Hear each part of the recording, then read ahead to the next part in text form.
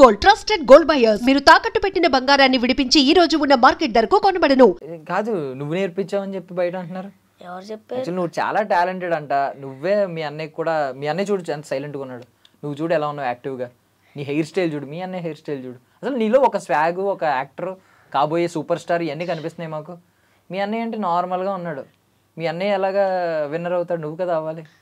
అంత అస్సాం మోసం జరిగింది కదా కదా అది ఇది మేము కూడా ఇదే బాధపడుతున్నాం. యాక్చువల్లీ హేమంత్ గెలవాలి.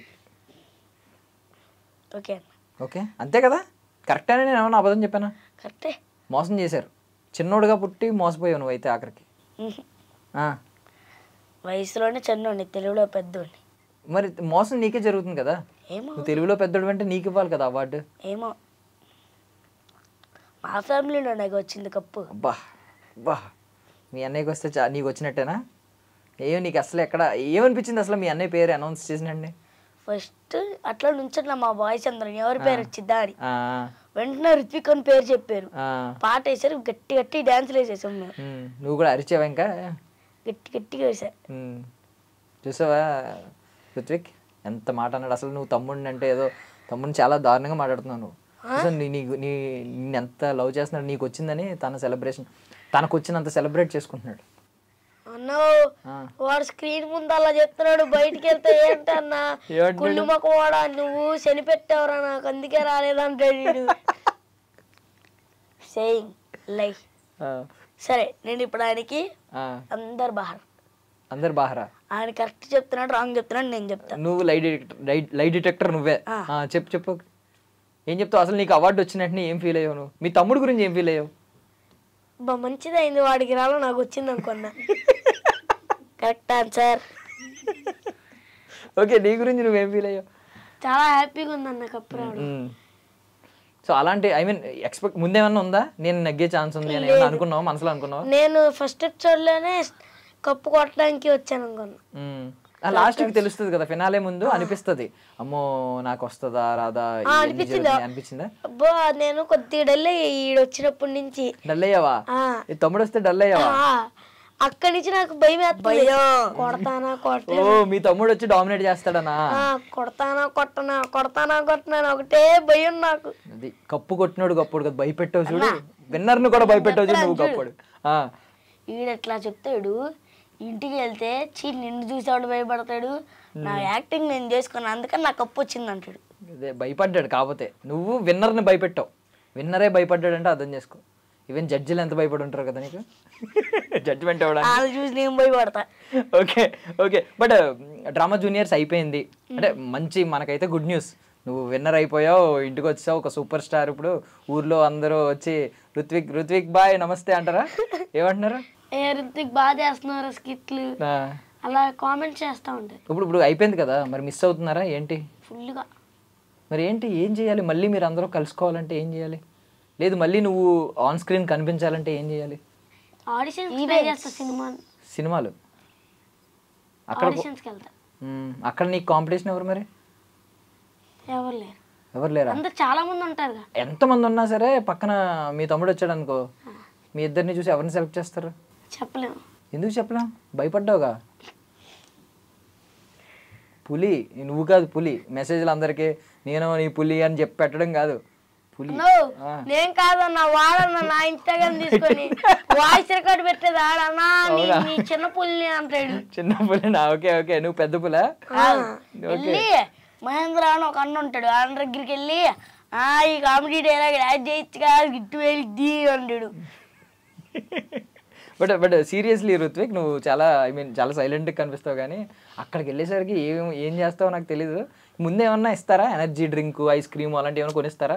నువ్వు అంత ఎనర్జీ ఎలా వచ్చేస్తుంది? మొత్తం జీవించేస్తావు. ముందు రోజు హారర్ మూవీలు చేస్తాడు, ఆ భయంతో స్కిట్ చేస్తాడు. సరే నువ్వు చెప్పు.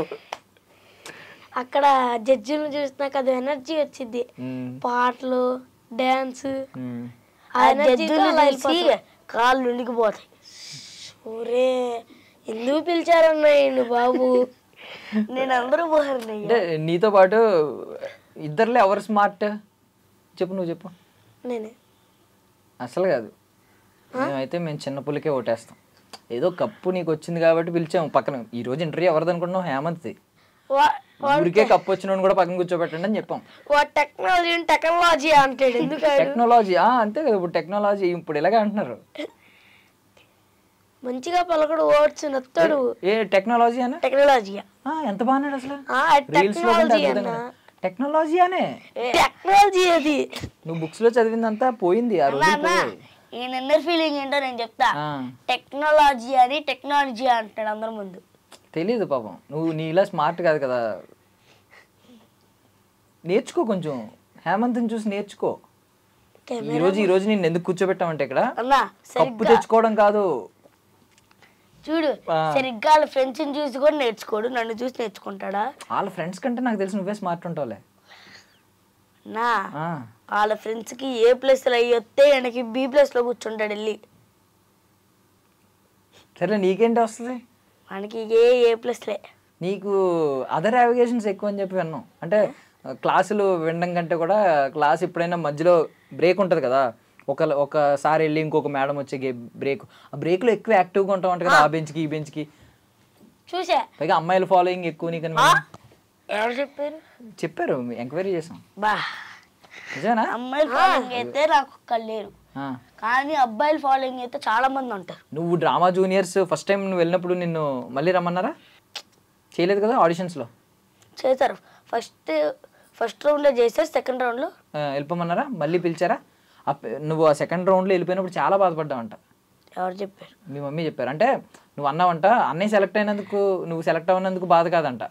అయ్యో ఇప్పుడు అన్నయ్య క్లాస్లో అమ్మాయిలు అందరూ మాట్లాడతారు, ఇప్పుడు నేను సెలెక్ట్ అవ్వలేదు, నాకు ఆ స్టార్డమ్ ఉండదు, నాకు ఆ ఫేమ్ ఉండదు అని చెప్పి బాధపడ్డావంట. అబద్ధం చెప్పారు, నేను అడిగాను అప్పుడు. అబద్ధం, నిజంగా అడిగాను. అబద్ధం ఏంటి అబద్ధం? నీకు అమ్మాయి ఫాలోయింగ్ ఎక్కువ కదా? అమ్మాయి ఫాలోయింగ్ అయితే 100 మంది ఉన్నారు స్కూల్లో. ఎవరో హెయిర్ కట్ అలా చేయించుకున్నారా? అది చూడు పాపం ఎంత పద్ధతిగా అమ్మ చేతితో దువ్వించుకున్నట్టు ఉంది ఆ జుట్టు చూడు. ఏంటిది పక్కన ఏంటి? చూపించు ఒకసారి ఆడియన్స్ కి నీ టెక్నాలజీ ఆ హెయిర్ కట్ ఒకసారి చూపించు. అది టెక్నాలజీతో ట్రిమ్మర్ ఇలా చేసుకున్నాడు, ఒకసారి చూపించు. అది నా దగ్గరికి వచ్చి నేను కొమ్ముకలుగా నూనె పూయించుకొని నీలాగే హెయిర్ పెంచుకొని వచ్చి నీలా కటింగ్ చేయించుకుంటా అంటాడు. చూడటానికి సైలెన్స్, ఇంట్లో కుక్కలు కొట్టినట్టు కొడతాను నన్ను. ఎంత కొట్టినా నువ్వు అలాగే ఉన్నావు. పాపం అన్నయ్య బాధ్యత తీసుకుని కొడుతున్నాడు నిన్ను, మారతావేమో మంచిగా అవుతావని. ఏమనంటే పిచ్చాడు నీడు మంచం మీద కూర్చొని నేను టీవీ చూసుకుంటా, అలా వెళ్ళి చూస్తే బెడ్ మీద ఆడొక్కడే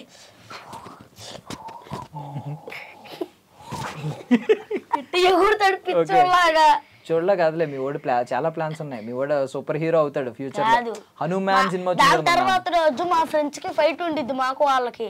ఆ ఫైట్ కి ప్రిపేర్ అవుతావా? ప్రతిరోజు మాకు ఫైట్. నువ్వు బాక్సర్ అవుదాం అని అనుకుంటున్నావు ఏమన్నా? ఫైటర్ అంటే కొట్టుకోడి ఫైటర్ అనేది ఏమన్నా ఉందా? ఒక ప్రొఫెషన్ ఉందా? లేదు. సినిమాల్లో పోనీ హీరోలా అయ్యి ఫైటర్ మరి చెప్పరా? ఇక ఓ చోట యాంకరు, ఓ చోట యాక్టరు, ఓ చోట క్రికెటరు, ఓ చోట ఫైటరు, ఓ చోట షూస్ కలగడాలు. ఏం చేస్తారా? ఒకటి ఉండాలి ధ్యాస. ఈడు ఇన్నర్ ఫీలింగ్ చెప్పనా? ఒక రోజు ఏమో మా దగ్గరికి వచ్చి నేను లోకో పైలట్ అవుతా అన్నాడు. దాని తర్వాత రోజు ట్రైన్ లో వెళ్తాం. దాని తర్వాత రోజు వచ్చి బస్ డ్రైవర్ అవుతా అన్నాడు. దాని తర్వాత వచ్చి యాక్టర్ అన్నాడు. తర్వాత యాంకర్ గా చేస్తా అన్నాడు. ఇప్పుడేమో మళ్ళీ యాక్టర్ అంటున్నాడు. చూడు